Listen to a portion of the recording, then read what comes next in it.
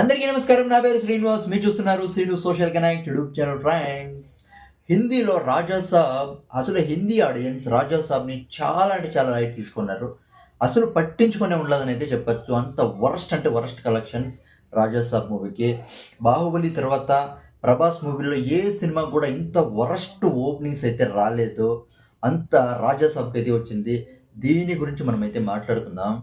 బాహుబలి తర్వాత Saaho movie release అయింది. Adipurush movie release అయింది.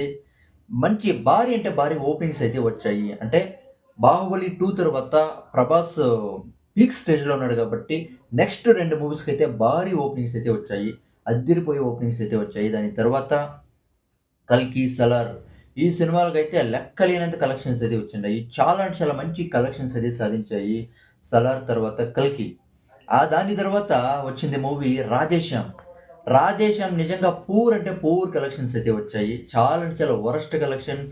ఓవరాల్గా డిజాస్టర్ అయితే అయింది. ఆ మూవీకి కూడా వచ్చినంత కలెక్షన్స్ ఈ మూవీకి రాలేదు. ఆల్రెడీ పూర్ డిజాస్టర్ అయితే అయింది రాధేశ్యామ్.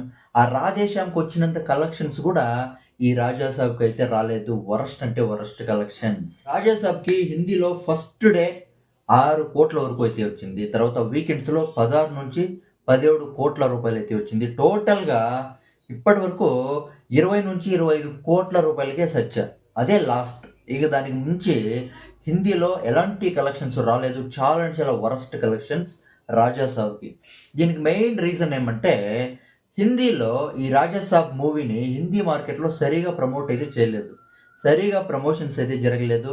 ఏ ప్రమోషన్లో కూడా ప్రభాస్ అయితే లేడు. ప్రభాస్ అయితే కనిపించలేదు. అవునా కదా? ఒకే ఒక ప్రెస్ మీట్ అయితే పెట్టుకున్నారు. ఆ ప్రెస్ మీట్లో కూడా అట్లీస్ట్ విలన్ సంజయ్ దత్ని కూడా పిలుచుకురాలేకపోయినారు. ఫెయిల్యూర్ అయితే అయింది రాజాసాబ్ మూవీ టీం. చాలా అంటే చాలా వర్స్ట్ అయితే అయిపోయింది. అది కాకుండా ఈవెన్ ఈ రాజాసాబ్ ప్రోమోస్, టీజర్ ట్రైలర్, ఈ రాజాసాబ్ మూవీ టీజర్ ట్రైలర్ కూడా హిందీ ఆడియన్స్ని సరిగా అట్రాక్ట్ చేయలేకపోయింది. కాబట్టి ఇలాంటి వరస్ట్ అంటే వరస్ట్ కలెక్షన్స్ అయితే రాజాసాబ్ అయితే వచ్చాయి. మెయిన్ హిందీ మార్కెట్ అంటే చాలా ఇంపార్టెంట్.